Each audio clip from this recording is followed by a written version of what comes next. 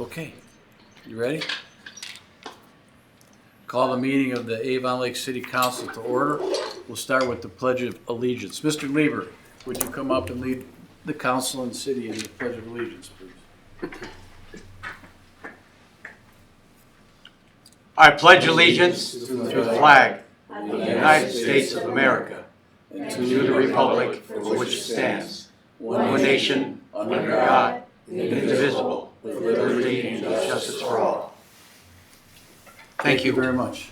I'd like to make a point of order, please. The agenda was not available 72 hours before the meeting. You're out of order. When time comes time for public input, you can tell us about it then. You don't even have public input on the agenda either. There will be public input when it's supposed to be there. All right, roll call, please.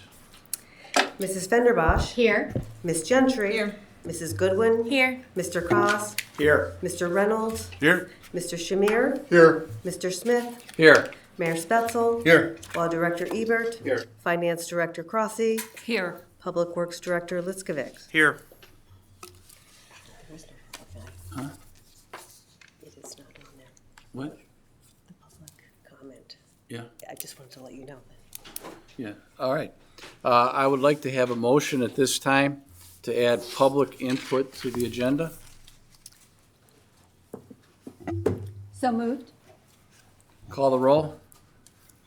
Ms. Gentry. Yes. Mrs. Goodwin. Yes. Mr. Koss. Yes. Mr. Reynolds. Yes. Mr. Shamir. Yes. Mr. Smith. Yes. Mrs. Fenderbosh. Yes.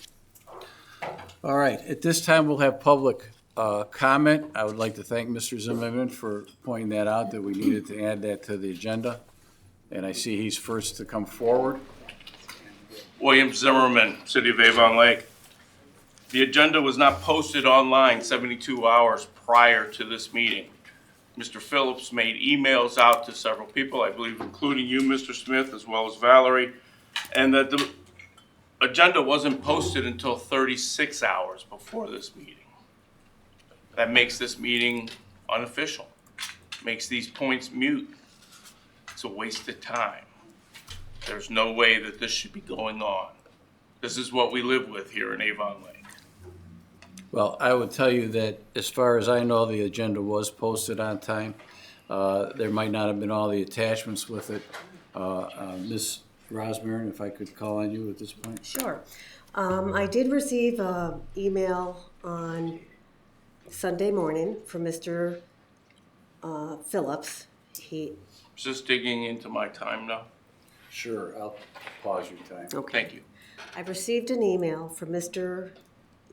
Mr. Phillips, Sunday morning, 3:45 a.m. Sunday morning.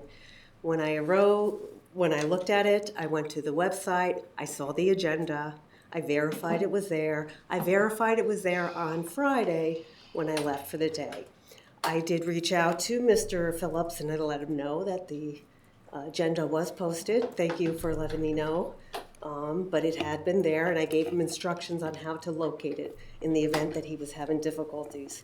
I did reach out to Emerge this morning, our website provider, and they verified that, yes, it was posted Friday afternoon at 4:30. So it was there. There must have been a technical problem on Mr. Phillips's end. Maybe he didn't refresh his thing, but it was posted. I tried to locate it as well, and it was Thank not there you, on Friday. Ms. Rosmarin. Wasn't there I Saturday. actually did not receive an email from Mr. Phillips. Mr. Phillips told me he had sent you one. I didn't receive an email from him. I mean, it's possible it went into my junk folder, but I look at the emails all the time and I didn't have it. All right. Give him a second to go. And not yet. Okay. Mr. Zimmerman, continue. You have 4 minutes and 1 second. So my problem is that I don't believe that this meeting should be counting. There's no way that he and I both missed this. I went through my stuff. I never had it. Yesterday was the soonest as I saw it. I don't understand how you guys operate like this. Yes, I understand things happen sometimes. Her and I have even had that discussion in the past. But this isn't one of those occasions. It wasn't there. So according to our own ordinances, this meeting shouldn't even happen. So I don't understand why we're gonna go forward, or you think that this is the case. This is an unusual circumstance, obviously, but from my standpoint, we can't even follow the rule of law in our city. How can it be so difficult? This isn't the first time that there's been questions in regards to things of this matter. Don't understand it. This is just pathetic. And I believe that Mr. Phillips will show you guys. He's unfortunately not here, but I know that this was not the case. Just like the whole thing with public input, not there. This is ridiculous. Is this what the citizens voted for? Leadership like this? As we've made comments about the mayor's ineffective leadership. 2 weeks into, the new city council president is having the same issues. I don't understand this. I don't understand it. So, considering the fact that you all want to continue to move forward with this, I believe it's time that we start talking about Jeremy Betza and the truth and the things that have been going on and how he's been made a scapegoat for the CCI, who's in suit with the county commissioner's office in regards to the Harris system, which is their communication system. And in turn, it's my understanding from the documents that I've read that this continues to be a black eye on Mr. Betza. All because he stood up for this other system and was willing to take on. There were 5 cities willing to do it, and the county was moving one way and they weren't. They did testing. It was not appropriately safe to use the other system. According to Mr. Betza and the information that I've seen, this was the problem. Why would you put a firefighter in an unsafe environment? How could you have communications with them?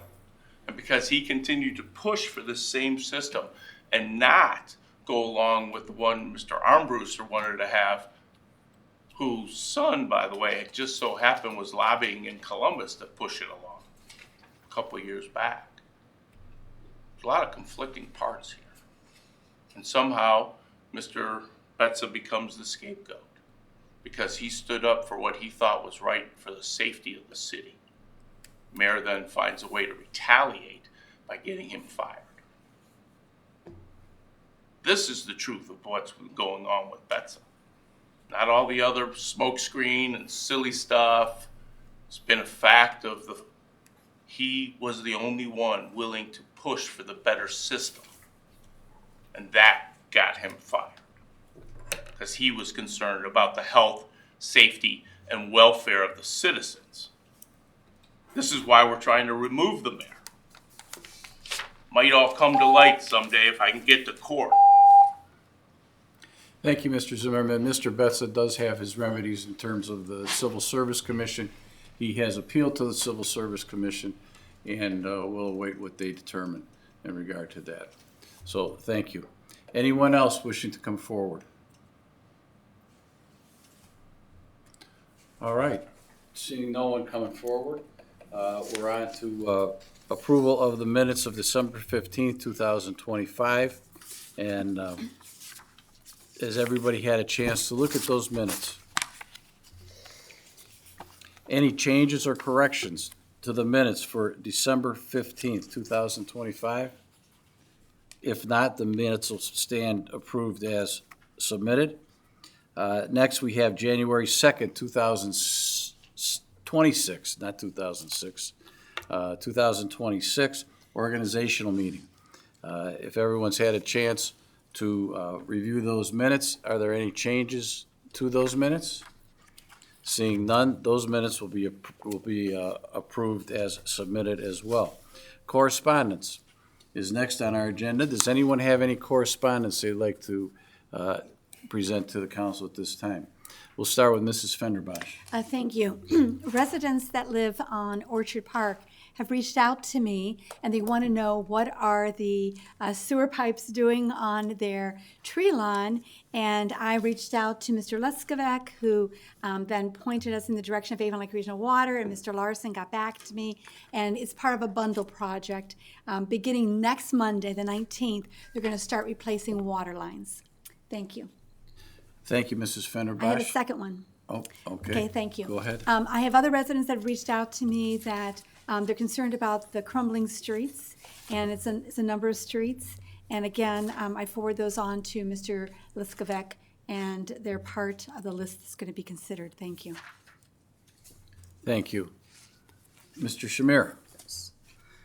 I've had a number of residents sending me emails or calling with respect to the construction traffic, either going through Liberty Rose or Hanford. I have forwarded those emails with videos from those residents over, but that, based on what I've told, is just a snapshot. So that's the first set. And then I do have another, if that's okay.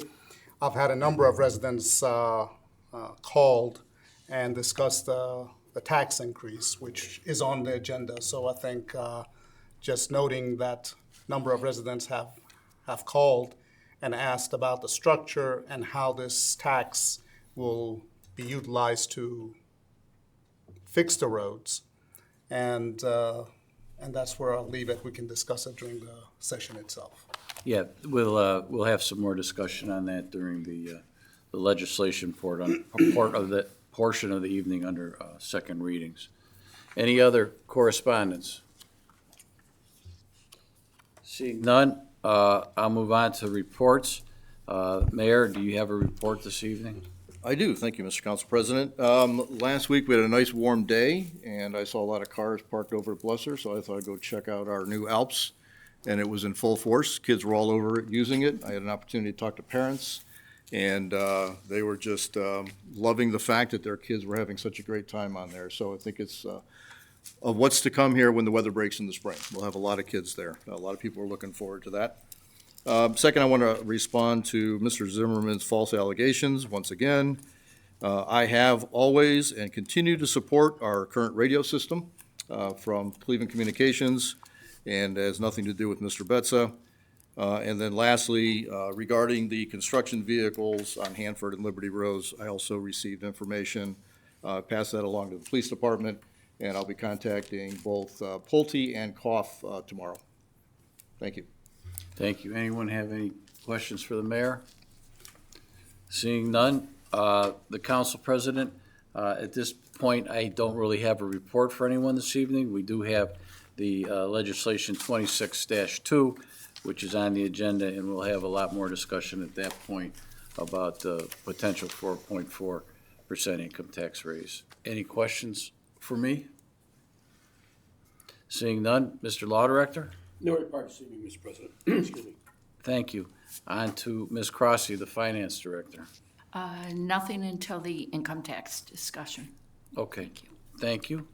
Mr. Liskovic, Public Works Director. Yes, I have just a handful of updates. I'll start off.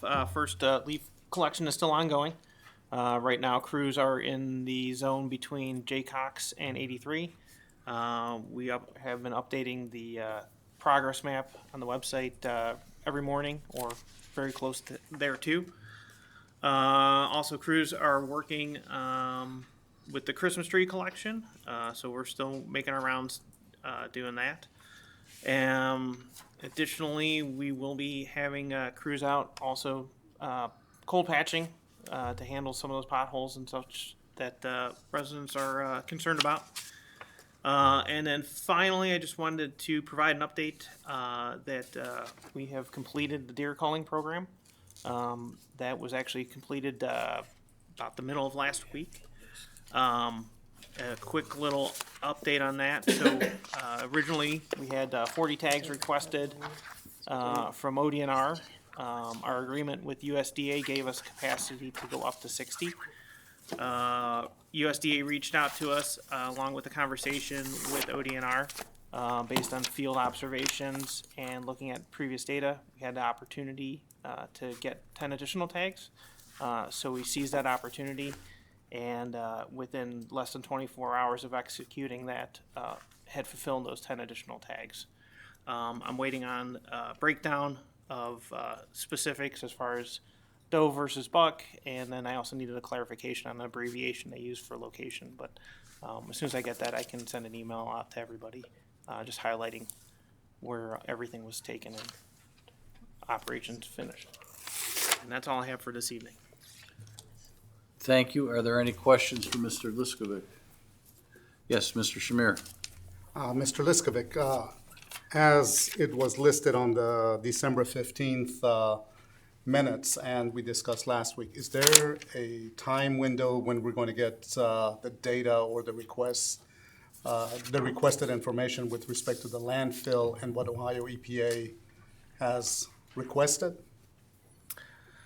I do not have a specific window, but I am juggling that with everything else I have going on. I would like to have that probably within the next week or two to everybody. Thank you. Anyone else? All right, next we have the standing committees of council. It's my intention relative to these that if a committee member has a report that they want to make, they can certainly let me know. I will start with the Economic Development Committee. Mr. Shamir? Yes, the first Economic Development Committee meeting will be held on January 26th. It's typically on the third Monday of the month, but because of Martin Luther King Day, which is a holiday, that date has been shifted to January 26th at 6 p.m. in this room. The subsequent meeting would have been on the President's Day, which is February 16th, so that's also been shifted to February 23rd. But in March, we will be back on schedule on the 16th, and those meetings will be held in this room at 6 p.m. Thank you, Mr. Shamir. Next is the Finance Committee. You were all here for our Finance Committee meeting last week. A couple things that we do want to, that are on for legislation this evening. The resolution to dispose of surplus or used city property via internet auction is on the agenda with a suspension of the rule, and also set forth as an emergency in order to allow everyone to go as quickly as they can with selling the surplus used property via the internet auctions. Additionally is a resolution to participate in the cooperative purchasing program, which is run by the state. That is also on for suspension of the rules and emergency in order that we can purchase what's needed in a timely fashion. There was one other item, and I don't know where else to put it, but at this point I'll bring it up during my Finance Committee report, is that we have an ordinance authorizing the mayor to exercise a purchase agreement of a lease for Lorraine County permanent parcels and for the property located at 33424 Lake Road, Avon Lake, Ohio. That is the property that Utilities is buying for the expansion of their property. That is going to be read as a emergency and a suspension of the rules in order to allow the Utilities Department to get working and finishing that purchase agreement in a timely fashion. That agreement is in your packet, and if there's any questions on that, I would be happy to do my best to answer them or to answer them. We could also ask Mr. Monroe to come forward if he had any other questions on that. That's all I have. Any questions? All right, seeing none. Mr. Reynolds, Human Resources. No report this evening. Thank you. Thank you. Next, I have Buildings and Utilities. Yep, we will be meeting as part of the CCM. The next meeting that we have is January 26th. All right, I guess I could have left you to do the purchase for the utilities, the building, but sorry about that. All right. Mr. Kaz, you're next with, I'm sorry, Ms. Fenderbosch, you're next with Public Service. Thank you very much. Public service meeting is going to be February the 4th. That'll be our next meeting in the chamber here. Thank you. Thank you. Public Safety, Mr. Cos. Thank you, Mr. Council President. I have no official report, but the Public Safety and Health Committee will be meeting on Wednesday, January the 21st at 6 p.m. here in the council chambers. I hope to have an agenda ready and distributed by the end of this week, hopefully. Thank you. Thank you, Mr. Cos. Next, I have Environmental, Mrs. Goodwin. It's okay. We did have our first Environmental Advisory Affairs Board meeting last Tuesday, and we'll have our Environmental Committee meeting at the CCM on the 26th. All right. Thank you very much. Are there any special committee meetings? Ms. Fenderbosh. Yes, thank you. This Wednesday is the Tree Commission meeting, January the 14th at 6 p.m. at the old firehouse. Thank you. Are there any other special committee meeting reports? All right. Seeing none, we move on to the legislation portion of the evening. Ms. Rosmarin, if you would read the second reading on the resolution, please. A resolution declaring the necessity of an election on the question of approving the passage of an ordinance amending sections 886.01, 886.03, 886.04, and 886.06 of the city's codified ordinances to provide for the levy of an additional 0.4% income tax for 5 years, commencing January 1st, 2027, to provide funds for the purpose of paying costs of number one, maintaining, repairing, and improving city streets by constructing, reconstructing, widening, grading, draining, curbing, paving, and extending streets and related bridges, and 2, constructing storm sewers and related drainage improvements, installing traffic signals and signalization, and acquiring vehicles and equipment for city departments and functions, including debt charges on city notes, bonds, or other obligations issued for those purposes, and declaring an emergency. Thank you. At this point, I will turn this over to the Finance Director, Mrs. Crossy, if you go ahead, please. Thank you, Mr. President. So we, over the weekend, we did provide detail to council of a proposed plan, but I wanted to touch on a couple other factors. So the screen is showing local income tax rates and credits for surrounding communities. And I had shared this when we first started this process. And I just wanted, last week a question came up about surrounding communities and their credit rates.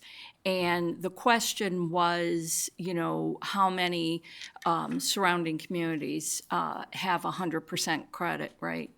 And as you can see, the yellow highlights, it is less than 100% for those communities. So it's half of the 18 communities that I had originally presented do not have a full credit rate. So I just wanted to bring that up because it was a question last week. I don't know if I can, see if I can enlarge this.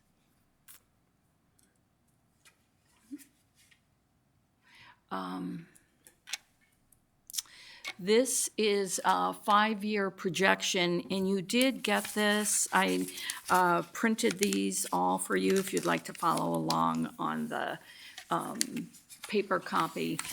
But this is where we have broken out the proposed income tax increase by the 2 categories, roads and then the other capital needs, which are vehicles, equipment, drainage, stormwater, and debt for those associated pieces.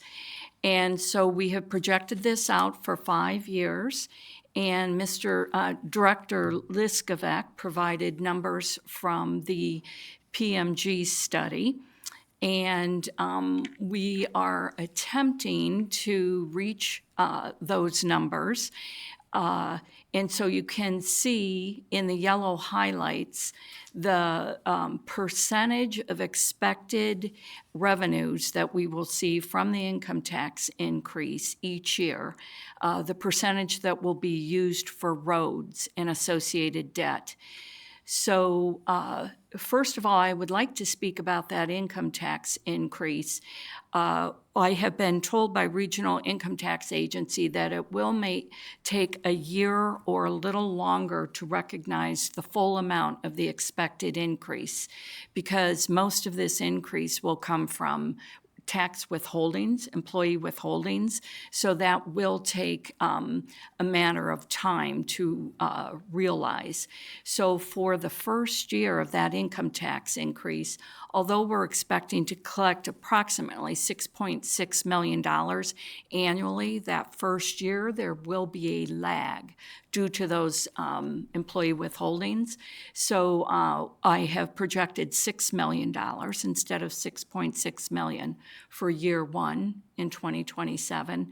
And you can see that the road work that we are projected is, the pavement in particular, is a little bit lower than Director Liskovac had wanted to propose. And that's because of the lower collections in year one that we're expecting.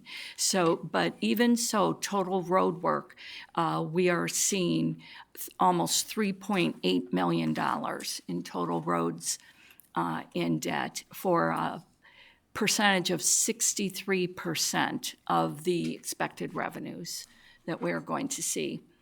And then year 28, the total road in debt expense of $4.6 million. And the other thing I have done for year two is bumped the expected revenue up to the full $6.6 million. Now, it is possible we would see a little more depending on any inflationary factor with those revenue collections. But so I have projected $6.6 million, and that road expense is expected to be about 70% of that $6.6 million. And then for 2029, what I begin to do is build in a 1.5 factor of increase, and that would be due to cost of living raises for employee wages that we would recognize through income tax collections. And so we are expecting about $6.7 million, well, I'm projecting $6.7 million in 2029, with road expense projected to be about $4.9 million. So that's almost 74% of those income tax collections in 2029. And then 2030, you can see we're expecting about $6.8 million in revenue collections, and we're projecting about $5.3 million in road work. And then finally, the fifth year, we're expecting about $6.9 million in revenue collections with about $5.4 million in road work for 78% of those income tax collections. So I'll just go through this high level, and then we can discuss if council would like to discuss in more detail. But further down the page, we see stormwater improvements, and we're projecting those to be about $500,000 per year. There will be a study done of all the outfalls. There's a lot of camera work that needs to take place to determine the status of those outfalls. So if we do not, for whatever reason, if there's not that much work to be done in a particular year, then more of those funds that are not designated for outfall could then go towards road work. So then we have traffic signals and signalization, which is also specified in the ordinance as the other piece of the revenues to be used. And as you can see, 2028, we're looking at 54,000, 2029, about 17,500, 2030, 58,000, and 2031, about 17,500. And then for vehicles, now there is a greater, more detailed breakdown for vehicles and equipment that was sent to you in the projection material over the weekend. So we won't spend time this evening going over that detail unless anyone had specific questions about it. But you can see, I'm going to skip to the next slide because you can see these numbers, but I'll speak to the totals of this category. So we have the first category was roads, and we went over those percentages. Now we are looking at totals of the second category on this slide. So for 2027, we are projecting about $2 million be used towards this vehicles, equipment, stormwater, et cetera. And of the $6 million, that's just about 35%. And then in 2028, year two, we're about 1.8 million, which is 27% of the expected revenues of 6.6 million. And then in 2029, $1.9 million would be spent in this category, or proposed in this category. And that is roughly close to 30% of the expected $6.7 million in revenues. 2030, we have a total of almost 2.2 million in costs in this category for about 32% of the expected revenues. And then in 2031, we have about $1.6 million projected in this category, and that's roughly 23% of the expected revenues. So, and as you can see on the last highlighted line on this slide, we are accounting for a little more in 2029 and 2030, but part of those percentages could shift depending on where the needs fall within that year, those particular years. And I also wanted to draw your attention to the footnote, the asterisks that pertain to the road section of this presentation. That the roads, we did not figure in Ohio Public Works dollars that could possibly help with funding, thereby making more funds available to other road work. It's too far out to project what OPWC funds might come in. So those road projects are projected at full cost, in particular Walker Road, that is noted on the first slide. And also, let's see, the ODOT Municipal Bridge candidate would be, is that Spinnaker Bridge, which I have double asterisked on the first slide. So it is possible that they would be a candidate for funding from ODOT, and that is not figured into the costs. And again, that could cause reallocation to other areas in the road program. So I'm just going to move on, just so we can generally talk about these other issues real quick before we start into any depth.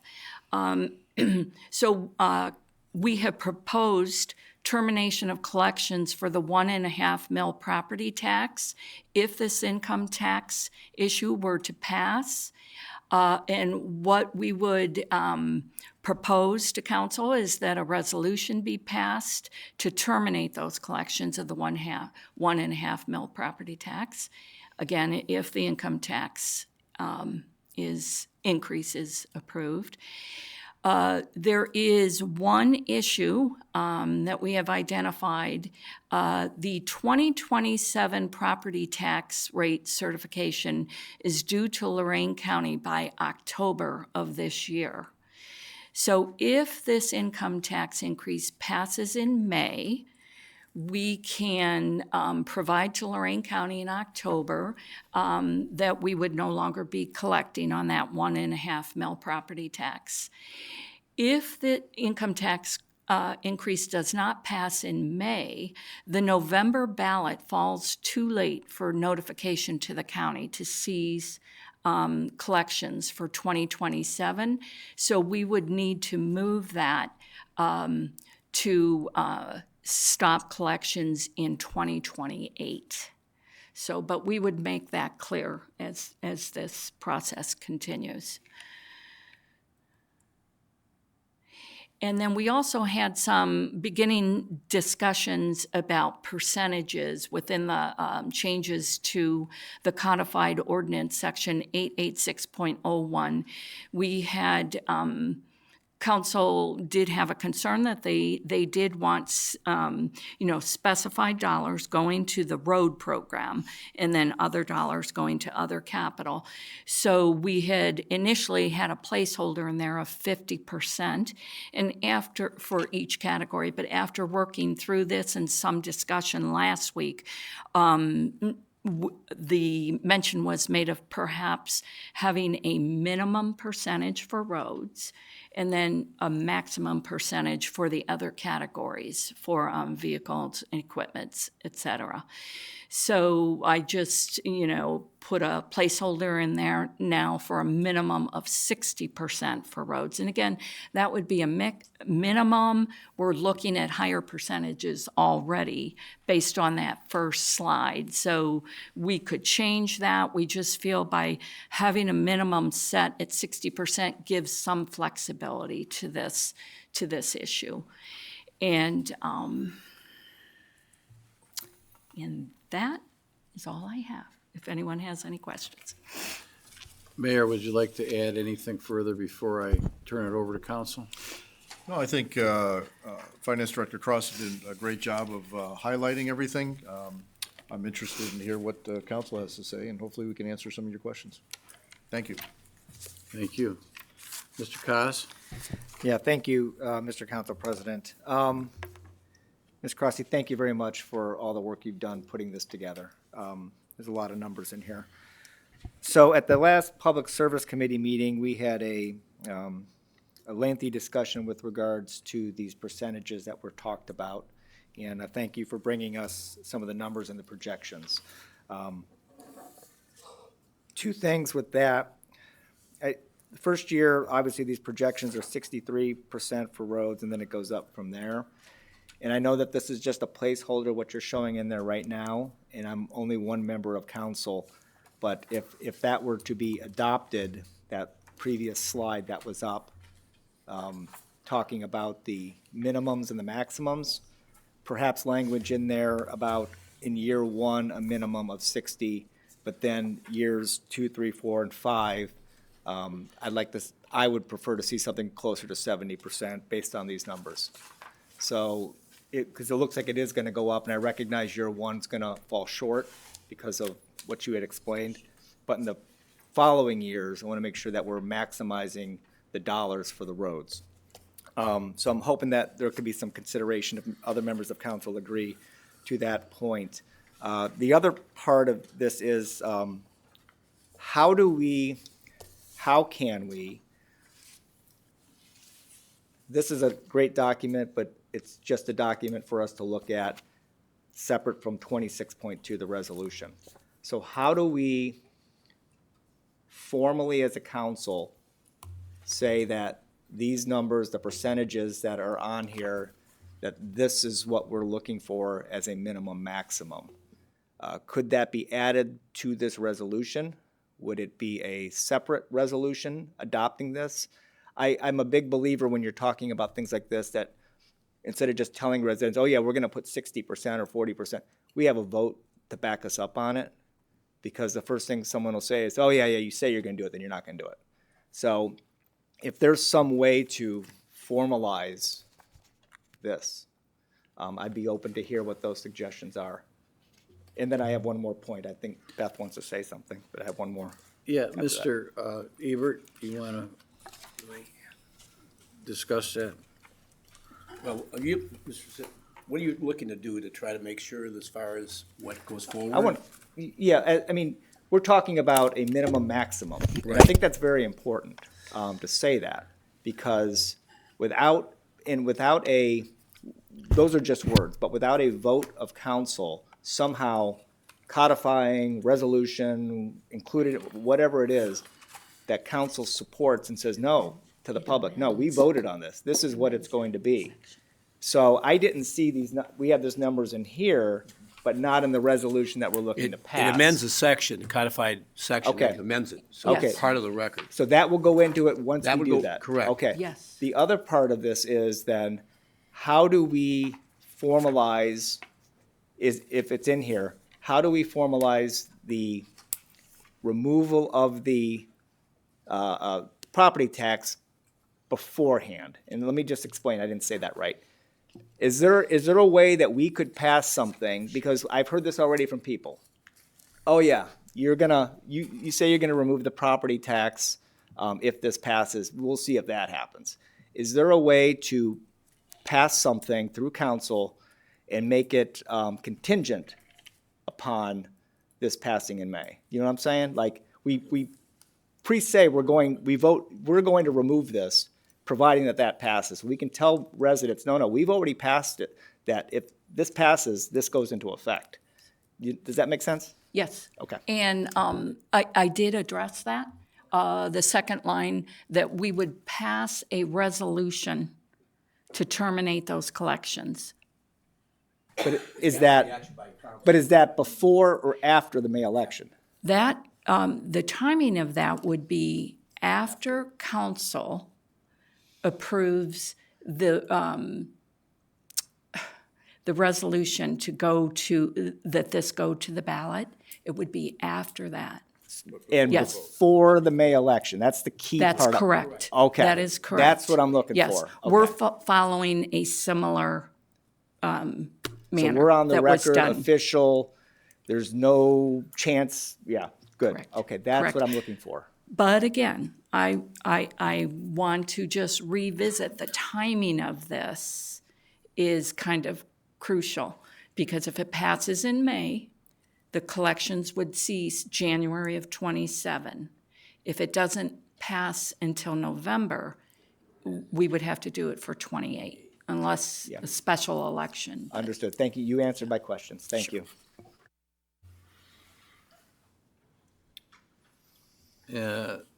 Any more comments from council? Yes, Ms. Gentry. So when we originally started talking about this income tax increase in the budgeting, we had talked about having a specific program for roads. And it seems to me that this has expanded from just the roads to include multiple other topics. And when we were talking about vehicles, I was under the impression that the vehicles that we were talking about had something to do with a road program. Therefore, I didn't bring it up the last time. But now I'm seeing police vehicles, fire vehicles, recreation vehicles in this, and I'm wondering, what's the plan if this doesn't pass? What is left as capital out of the original budget of it, assuming that this doesn't pass? What were you planning on spending this capital out of, what is it, general funds? I don't know. So I'm concerned that because we're talking about this income tax increase, you're shifting all of the capital over into this budget, and that was not at all what we had agreed on in the budget meetings. That's a very big concern of mine. Okay. Yes, when this was proposed, every time a document was disseminated, it did have all these categories on it. There was discussion during a budget meeting, and a statement was made that the preference would be that it all go to roads, but that is not the way these numbers were developed. They were developed considering roads and the capital. That in that capital, all those needs that you mentioned, A lot of those vehicles are for streets and public works, which is service, but also fire and police, and that has always been funded out of income tax dollars, that 1.5%. And that is part of the issue that we have run into now. For 2026, we have not allocated any funds to those capital needs.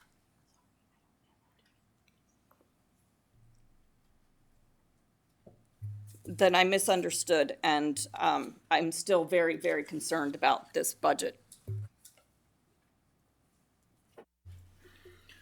Okay. Mrs. Fenderbosh.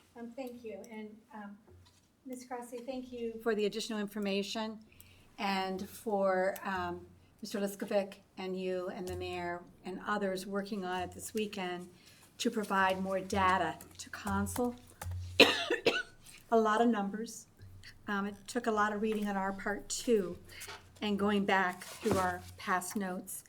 And I agree with my colleagues that resolution number 26-2 under B, 2, C, and D, we can change it there, stating the minimum 60%, maximum 40%, and therefore is memorialized.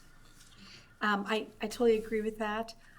My concern with my colleagues about, and I'm going to call it a rollback, maybe I'm calling it the wrong thing, but the property tax, the 1.5, that if this should pass, would cease to continue, we would cease to collect. Is that going to be called a rollback? Because I want to use the property language here. The property tax would be a rollback? I don't know about that terminology. We have just been saying collections would cease. Collections would cease. Yes. And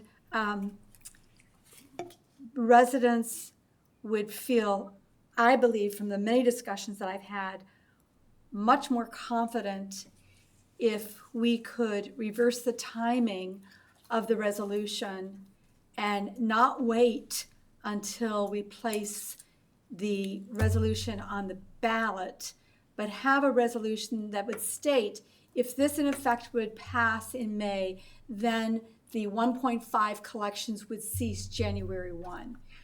They need to see that. It can't just be lip service. It can't just be a discussion. It needs to be memorialized by us passing something. And the longer we wait, I hear from many residents that they're concerned that our memories won't stay clear with it and that it could change and alter. Residents I've talked to, not all, but many residents, think giving residents a relief in the property tax is brilliant. It affects many, many individuals. By focusing on income tax, it really brings it down to those who are, quote, earning an income, not to be foolish or not. But the residents were also surprised to hear that 70% of our residents who are work outside of the city, and the city never sees the 1.5% that's being collected right now. That if it's in Rocky River, they receive Avon Lake's 1.5 plus an additional 0.5.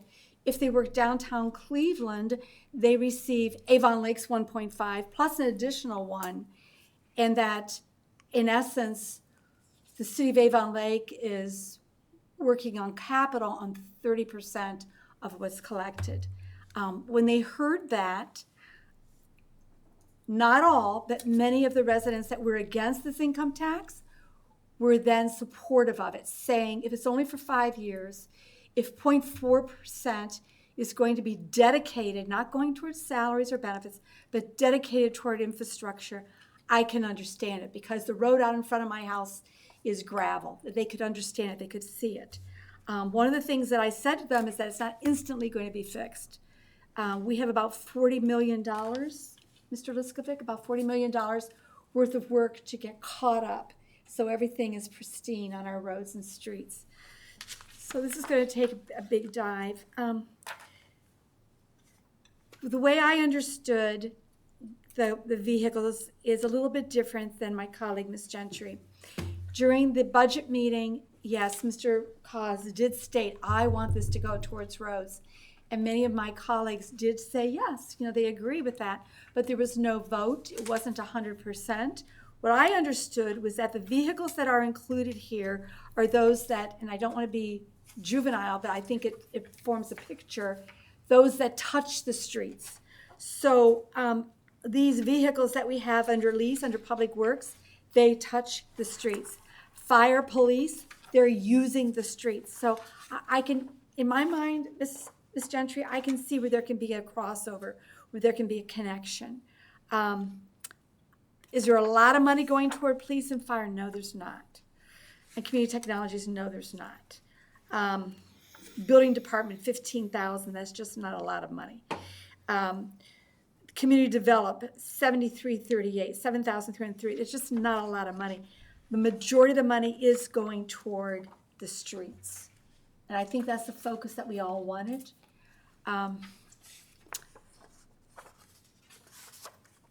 Coming out on the other side, my concern is, okay, we have 0.4% dedicated towards infrastructure.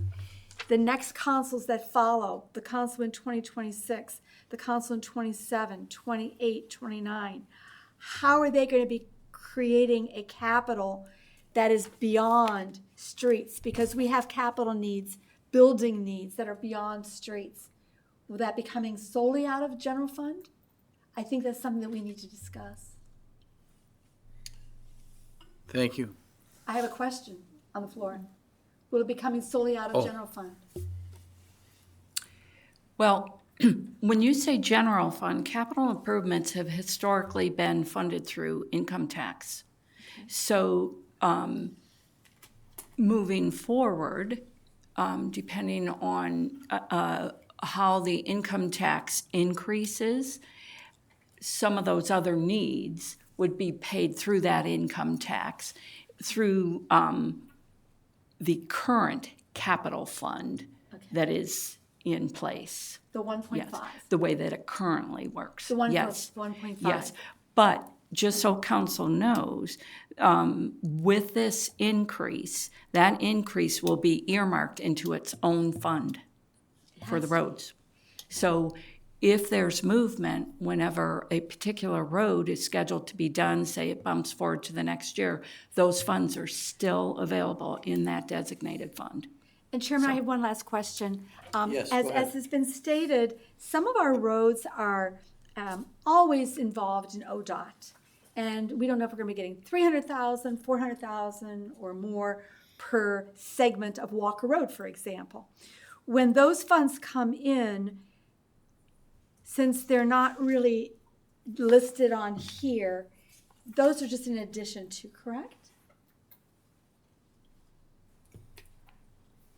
Well, for this forecast, there was the one ODOT piece, and the Phase 7. OPWC piece. They are stated at the project cost. Okay. So that would come in as revenue into that road fund, thereby freeing that much more up for another project. Thank you. Yes.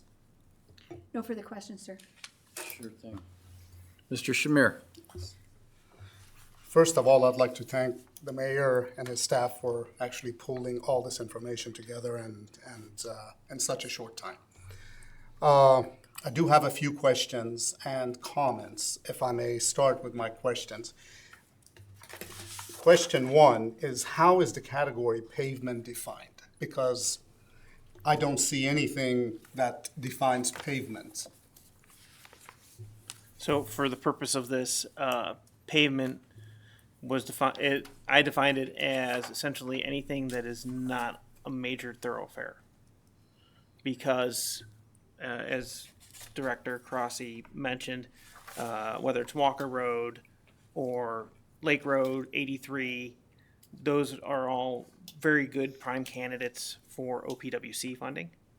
So the pavement section really focuses on our residential side streets. Okay. If I may ask, so that includes both maintenance and new construction or replacement work, correct?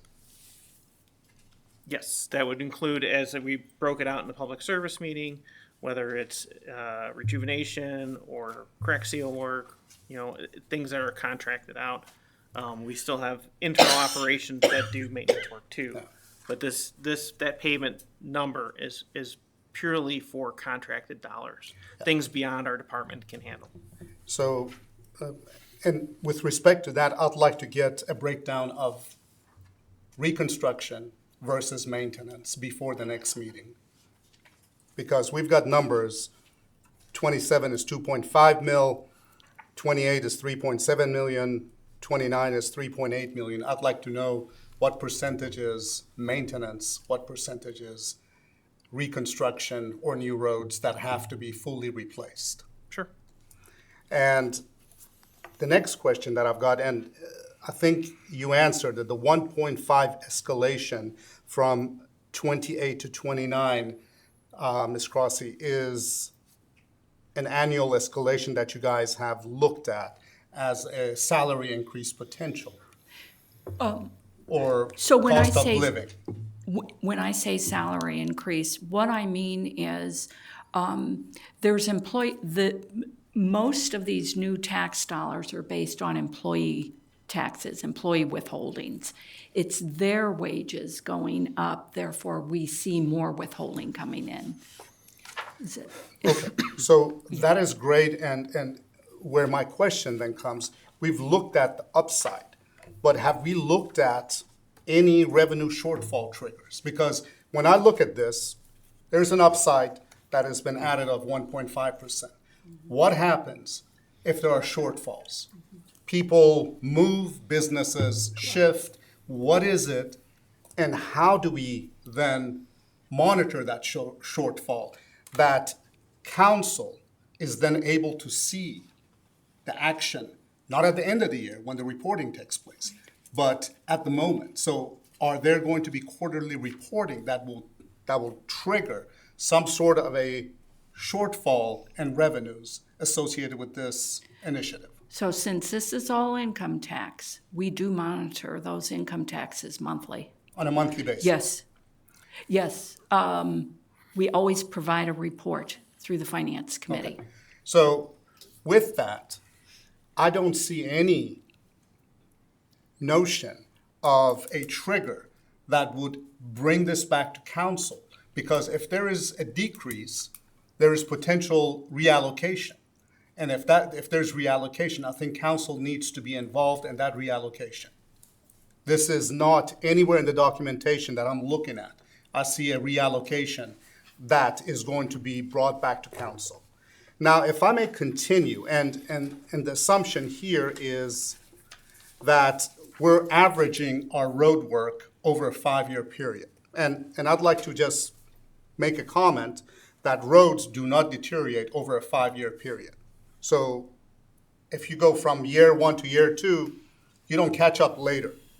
Your cost compounds and the treatment escalates. So we go from milling the road to full depth work. So these are costs that I don't understand how they fit in.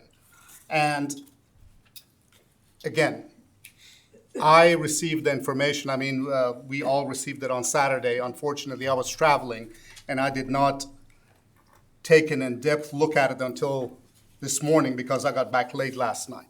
However, I'd like to make this statement because I am going to ask for some. So, and this is a straightforward question that I think matters to both council and the public. Is the required capital plan actually included here? Because I don't see a capital plan. What I am looking at right now, we are looking at capital expenditures and not capital projects. What my understanding of this tax was, it was for capital projects. However, it's turned into a capital expenditure tax. So right now, I don't see a binding plan that ties this tax increase to specific road segments, timelines, or condition targets. Without that, the council is being asked to act on intent rather than outcomes. I also want to be clear about the consequences of delay. Road maintenance is not linear. When routine maintenance is deferred, deterioration accelerates. What could have been addressed with resurfacing turns into full reconstruction and cost is compounded year over year. Now, so the issue is not just whether we fund the roads, but whether we act early enough to avoid cumulative impact. That's going to be a lot more expensive down the road. If we delay without clear enforceable plan, we are effectively choosing higher future cost. And that choice, I think, is very explicit. I think before we move forward, I believe that council needs clarity on a real plan. We want to see it, and in that plan in itself, whether you want to call it a pavement sustainability plan, needs to be integrated into this with commitments. Now, there are commitments that the residents are making by agreeing to give the tax an approval. The council is willing to, let's put it, stick their neck out and say that this is going to be something that is going to relieve the pain as we know it now. And we're going to be at a better place, or at least at the same place at the end of this 5 year. That is going to have to be tied into some sort of a plan that is very clear, and it's not a what if and we can. Now, whether this plan is already in place, I would love to see it, but I think the actual resolution needs to be tied to the plan. Thank you. Thank you, Mr. Shamir. Mayor, you have your hand up? Yeah, I just want to respond to that. So I think it was the Public Service Committee that we received from Public Works Director Liskovic, the 5-year pavement program plan. And I believe that's the one you referred to, where there's a yearly proposed budget of $3 million that was subdivided by planning costs, construction costs, and inspection and contract administration. The construction cost section was divided into rejuvenation, crack seal, and partial depth repairs for one section, the mill and overlays in the second section, and then the reconstruction into the third section. Those are roughly divided by percents, so we can have Mr. Liskovic plug in for each year the proposed budget for the pavement program, which if you look on your other sheet, for example, in 27, would be 3.7 million, in 28 be 4.6 million, and then he can, although the bridges are included in this, we'd have to pull the bridges out. And then that would be the program plan, I believe, of which you're referring to. Now, if there's other detail, we can certainly, look at whether further detail you'd want in there, but the plan is the City of Avon Lake 5-year pavement program plan. That is based upon the PMG, which Mr. Liskovic has further information he received recently, so we're reviewing that updated information. But if I could turn this over to Mr. Liskovic, maybe he can explain it a little bit more clearly than I have or add to it.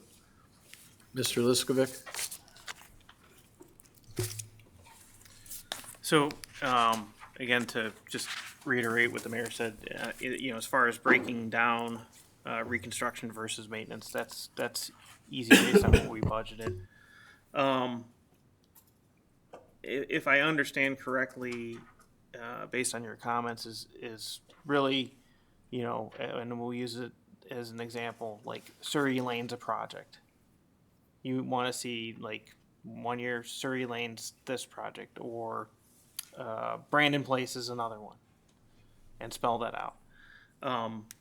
And we could potentially populate those, but if we end up in a situation where we have, just for sake of conversation, a bridge that was not on the radar becomes on the radar very quickly, and we have to shift funds, that doesn't give us, at least optically, flexibility to move those funds in a way, I guess, that doesn't say, well, you said you were going to do this and you're doing something different now. Am I going down the right path? May I? Yes. So Mr. Shamir? there needs to be a KPI. There needs to be a key performance indicator on what is being done with the money that's being collected.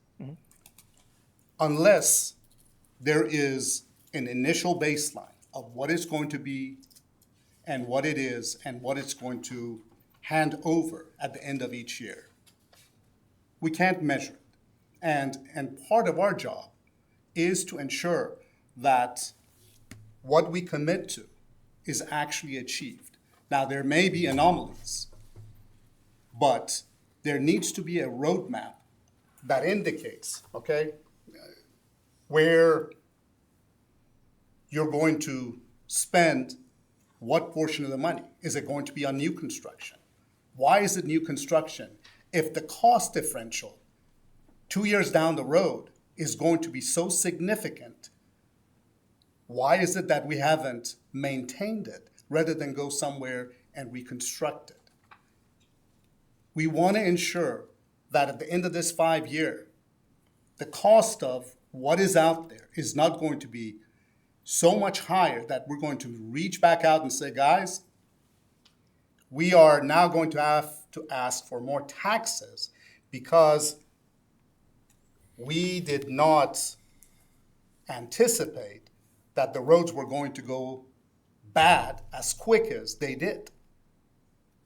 And it goes all back to the PMG report. I mean, I keep referring back to this, and I go back to the numbers. And it is not an easy job. We need these roads done. And I don't envy the mayor or the situation that we're in. What we need to do, we need to ensure that there are measurable quantities, measurable tasks that can be then weighed and assessed. Great. The job was done within this many percentages here, plus, minus, and the deviation is because of this anomaly. But we, as administration and as council, were able to then answer the community as a whole. Now, you know, my job is not, as council, I am not here to operate or anticipate what you need in your operation. We want to ensure that you have the funds required to do the job that you need to do. What I want to do is every year to be able to say, okay, this is where we were, this is what's happened, and this is the commitment that we made. And we're pretty much within the guidelines. And we've had this discussion. I mean, you and I have had this discussion before. So it's not that is a commitment to me. I think that's a commitment to the taxpayers, that we will utilize their funds in the best manner possible. And I think this is something that we all will benefit from. Thank you. Thank you. Just maybe just a quick, because you talked about measurable or measuring performance. So, I mean, the reality is your document is the baseline, the PMG report. And so we do work with them every year. And so every year we'll have essentially a snapshot of the work we've done and where the network stands as at least one component to say, you know, we're moving in the right direction. So I just wanted to throw that out there as a component of it. Okay. Thank you. Yeah, Go ahead, Mayor. Yeah, and I just want to reiterate, I think the 5-year payment program that was outlined in public service is really what you're looking for. Obviously, we had a $3 million budget for that one. If we plug in the actual projected dollars that Finance Director Crossie has come up with, then you'll have a better sense of how much is going to be spent on that maintenance, how much is going to be spent on that midsection where we have to overlay, how much will be spent on reconstruction. As we get to those years and the following years, we can then specifically plug in okay, 27, it's gonna be Surrey Lane. Here's what the cost of Surrey Lane's gonna be. Based upon that cost, if it's less than what we can, allotted for reconstruction, we can move that back up into maintenance or overlay, depending on the needs of those particular streets. Now, we have a long list of streets that need to be done. So, we'll make recommendations on what streets year to year. Again, we have to kind of look at the conditions year to year. And council may disagree, and we'll have discussions about that. But we do have a lot of needs. This is going to raise approximately $33 million that we would not otherwise have. $33 million with the vast majority of that, roughly 70% going to roads, is going to make a big impact. Is it the impact we'd all like to see? Probably not.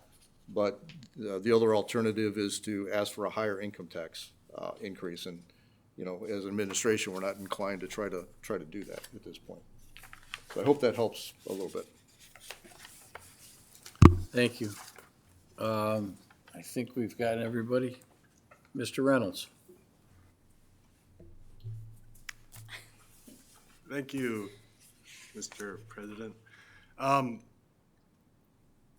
My question is, we have these projected annual expenditures on pavement.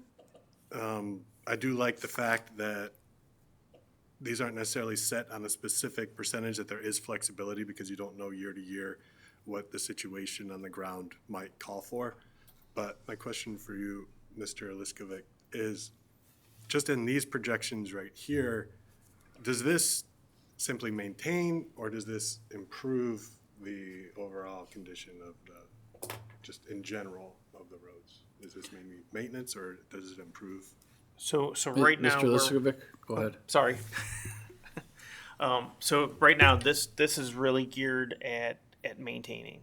So we're at roughly a 73 network rating, and that was as the mayor had mentioned. I had been working with PMG over the past probably 6 to 8 weeks on, when this first kind of started to come about, to work on some additional data and metrics. Which I received their update, it was end of last week. So I have reviewed some of that, sent it back to them with some questions and clarifications I need for that. But right now, as I said, with what I had at the time, it'd be maintaining what we've got. That's all I had, thank you. Okay. And I would add, that's not a bad place to be. It's very difficult to be up around 80. I mean, you would need a ton of money to do that. I think being around that mid-70s is not unreasonable, and it's not a bad place to be for our roadways. Mrs. Goodwin.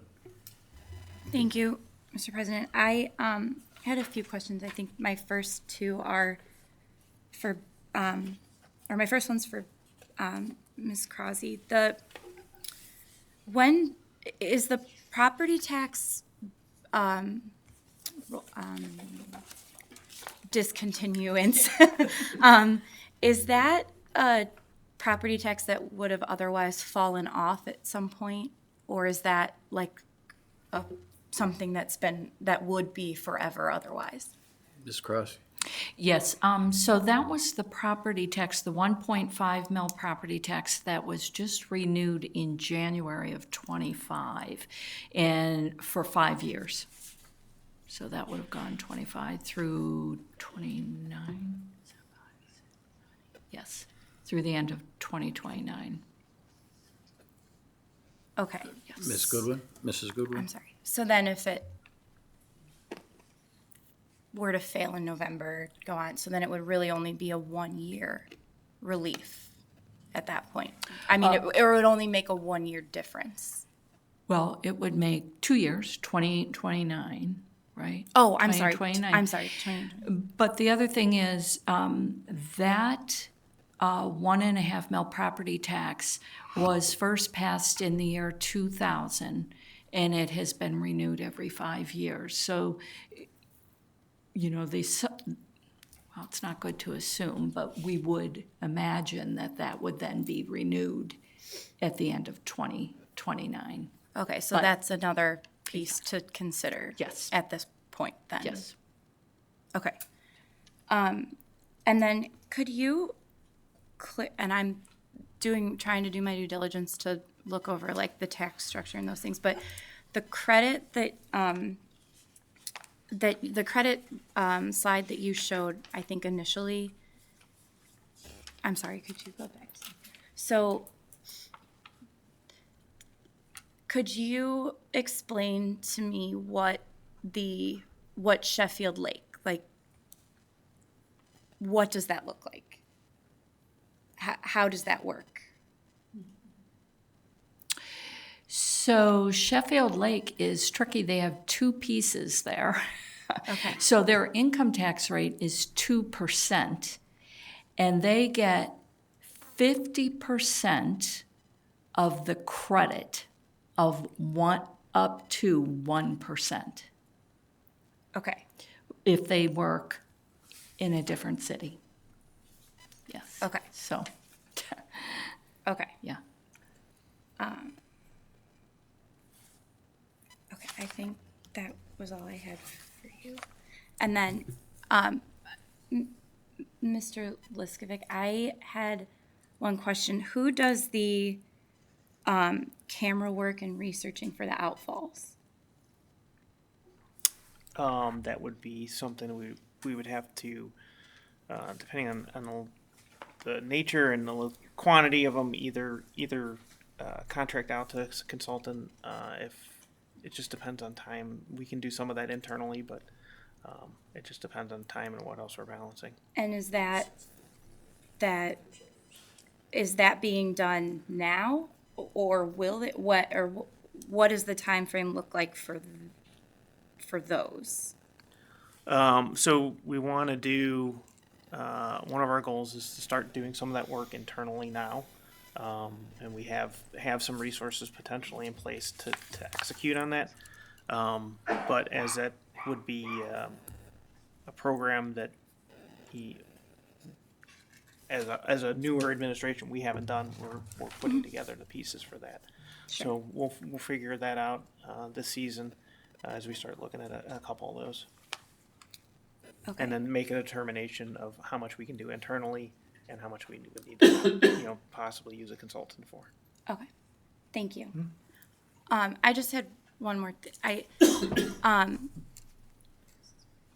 guess just for myself that I feel like there are a lot of pathways to this that still need a lot of guardrails, and I also think that asking residents to invest in Avon Lake this way is a really big deal. And I feel strongly that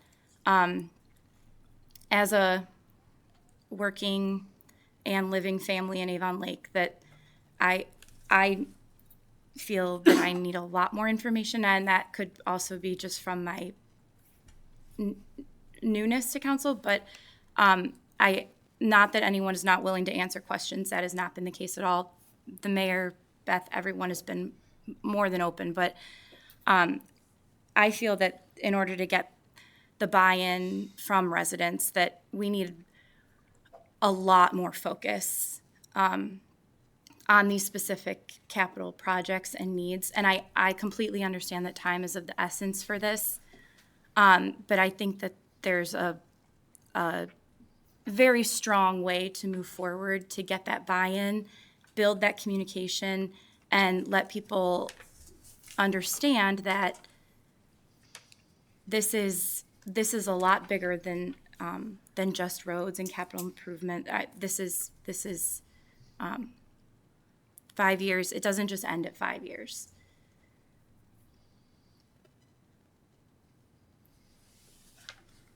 Thank you. I have to agree with you, Mrs. Goodwin, that there's a lot of information that has to be disseminated to the public, and it's going to take a lot of work to do that. And we're trying. I know the administration's trying to do what they can. I do have a couple questions myself. I won't be very long. Ms. Crossy, if you could go back to the slide that you just had before this that showed the 63%, 63.7%.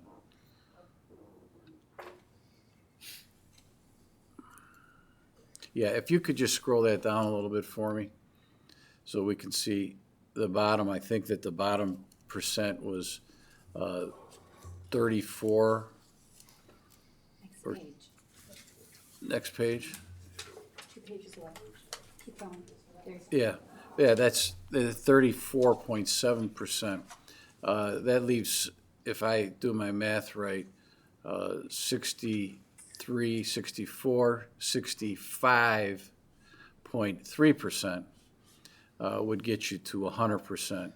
I think that 65% is the minimum we should be looking at in terms of the amount for the roadways.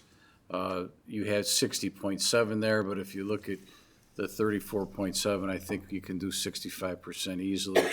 And I think that needs to be done because the roads need to be taken care of. Mr. Liskovic, I would like to see a list of the roads.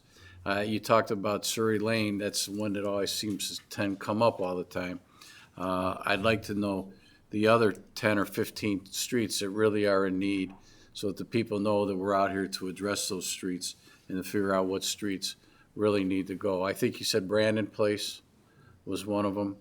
I know that there's got to be at least 10 more so that we can let people know where some of the relief might be coming.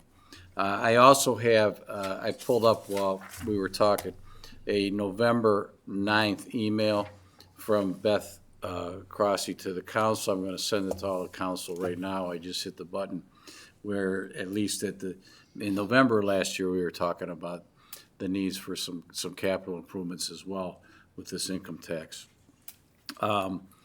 I look forward to seeing all the information that's going to be put forward to us so that we can do our best when it comes to explaining what we need and letting people see why this has happened, why this is needed. I'm convinced that it is, but there's a lot of people out there that need to be convinced beside me, and we're going to have to do that. Other than that, unless anyone has any further comments, I see we got a lot of hands up, so we'll start with Mr. Cos. Yeah, a couple of additional things came to mind, and I'll be kind of quick with them. Mayor or Mr. Liskovic, whoever wants to answer this, as in previous years, the administration always brings council at our budget meetings, the street project, the capital requests for the projected streets. Would it still be your intention that if this were to pass, these streets that would be done in 27, 28, 29, that these would be brought to council well in advance at these budget meetings for review, discussion, approval, and not only at that budget session, but also the contracts and all that as well too? Those would still need to come to council for approval and through the committee process, so there would be oversight on what's being done or what's being proposed. Is that still the intention of the administration? Yes, it'd be no different than we've done in years past. We Okay. didn't do it this year because there was no capital money to be able to do that. Okay. But yeah, the process would remain as it has in the past, Okay. where we bring streets and projected costs and, here's our bucket of money, here's what we have, how do we want to best allocate that? Okay, so the oversight would remain as in previous years. Okay, and then the second part is, because I was trying to explain this to some seniors that I was talking to this past week. So providing, let's just say all this went out, as we're talking about today, the removal of the property tax, if this were to pass, if you're retired, on disability, whatever it is, not working, and you're a property owner, essentially, and this were to pass, and with the property tax, those people would essentially see a tax cut. Is that correct? That's correct. Okay, thank you. So, Ms. Gentry. I had done some research on, last week, last time when we were speaking, somebody had mentioned that we haven't had an income tax increase in over 30 years. So I wanted to understand for the streets themselves, has the cost increase been since we last had an income tax increase? The increase for asphalt over the last 30 years was, asphalt was 200%, 263% over the last 30 years. And the increase of concrete was 300 to 350% increase. So we've also had an increase in the number of roads. We've had an increase of the deterioration of our roads. So I do think that we absolutely need this, and the fact that it's only 0.4% versus the vast increase of the cost to do this work kind of helps explain why.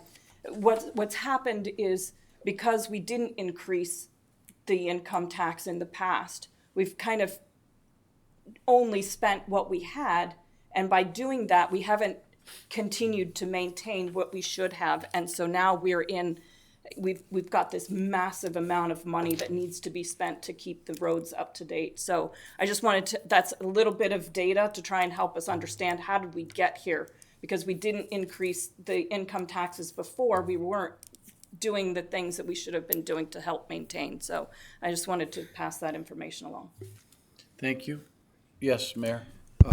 I agree with Councilwoman Gentry, and also want to add too, many cities have permanent improvement levies, capital improvement levies. We have not had any such thing.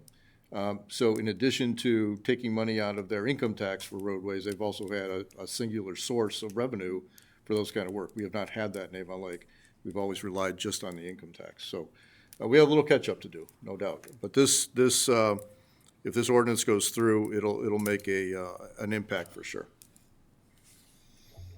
Mr. Shamir. Mr. Liskovic mentioned that he had some additional PMG data, which I would greatly appreciate receiving. But I just want to get into this report and the observation that was noted on page 16. Approximately 25% of all fair category roadways fall into poor category annually without timely intervention.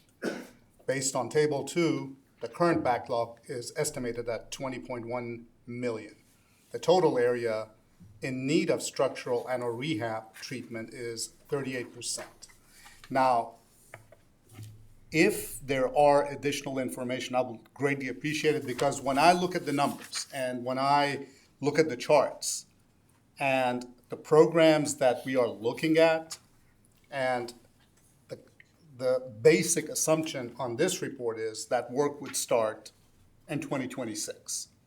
However, work will not start in 2026, so there is going to be further deterioration of those roadways. I guess if there is additional information, and then if there is any ways that you guys have tied the work that you're doing to decrease that deterioration, I would greatly appreciate it. Thank you. Thank you, Mr. Shamir. Mrs. Fenderbosh. Thank you. I think one of the things that's very interesting for the public is that the city has shifted its philosophy in how they are approaching streets. And in the not too far past, we used to hit the worst ones first, right? Trying to get rid of the worst ones. I'm sorry. Now we're looking at taking care of the ones that aren't so bad so that they don't get worse.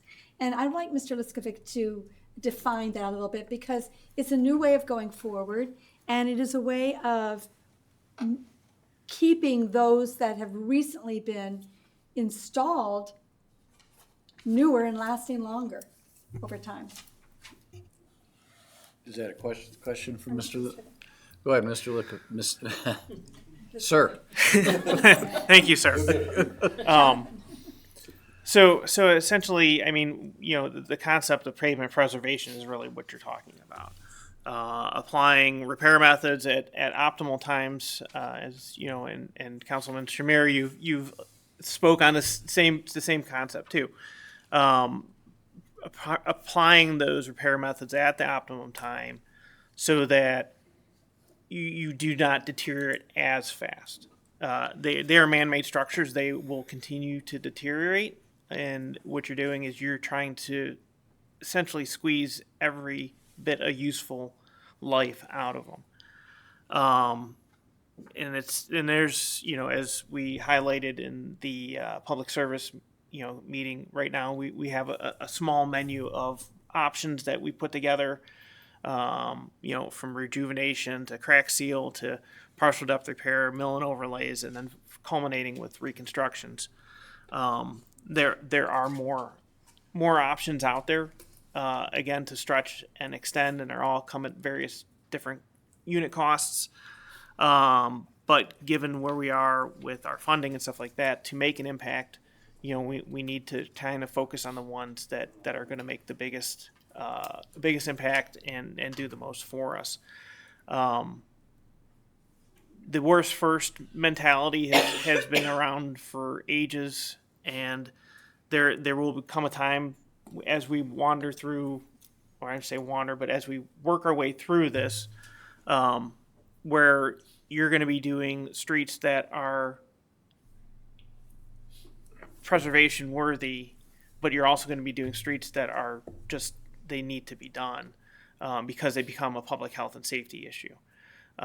So there's going to be a balance at the end of the day, and again, you can look at various roads and stuff like that. We want to try to prevent a decent road from becoming a more costly repair, but we also need to make sure that we just don't let the ones that are costly continue to degrade and provide a disservice at that point there.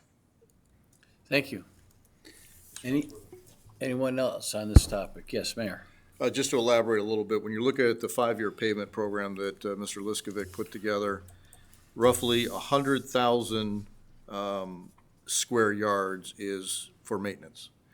And when you look at the other sections, you're looking at about 18,000 square yards for mill and overlay, and roughly 8,000, 9,000 yards for the other. So the vast majority of the area covered is done through rejuvenation, crack sealing, and partial depth repairs. That's where we want to focus, get to maximize our dollars. And by square yards, that is by far where we're spending the most energy. So I just wanted to elaborate a little bit. Thank you, John, for that. Thank you all. Anything else? Well, the discussions will continue. There's a lot more information that we have to get out to the public. And at that, I'll move on to first readings. Ms. Rosmarin, if you could read resolution number 26-3 by title only, please. A resolution authorizing the finance director to dispose of certain surplus city property no longer needed for public use by internet auction from February 1st through December 31st, 2026, and declaring an emergency.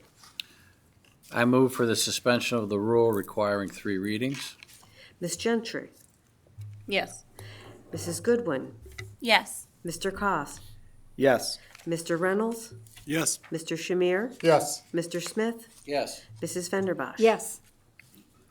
Thank you. This is the matter of the surplus property no longer needed to put it up for public auction. We've discussed this in the Finance Committee as well as the CCM last week and tonight, and I would move for passage of resolution number 26-3 as an emergency measure in order that it can go into effect right away to discard or sell unneeded items. Call the roll, please. Ms. Gentry? Yes. Mrs. Goodwin? Yes. Mr. Koss? Yes. Mr. Reynolds? Yes. Mr. Shamir? Yes. Mr. Smith? Yes, Mrs. Fenderbosh? Yes. that is passed. I would now ask the clerk to read by title only resolution number 26-4.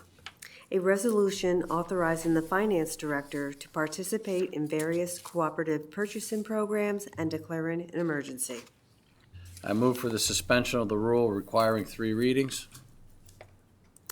Ms. Gentry? Yes. Mrs. Goodwin? Yes. Mr. Koss? Yes. Mr. Reynolds? Yes. Mr. Shamir? Yes. Mr. Smith? Yes, Mrs. Fenderbosh? Yes. I move for passage of resolution number 26-4 and considered as an emergency measure in order that the city may begin the cooperative purchasing program through the state in order to purchase necessary items. I move for passage. Would you call the roll, please? Ms. Gentry? Yes. Mrs. Goodwin? Yes. Mr. Koss, Yes. Mr. Reynolds? Yes. Mr. Shamir? Yes. Mr. Smith? Yes. Mrs. Fenderbosh? Yes.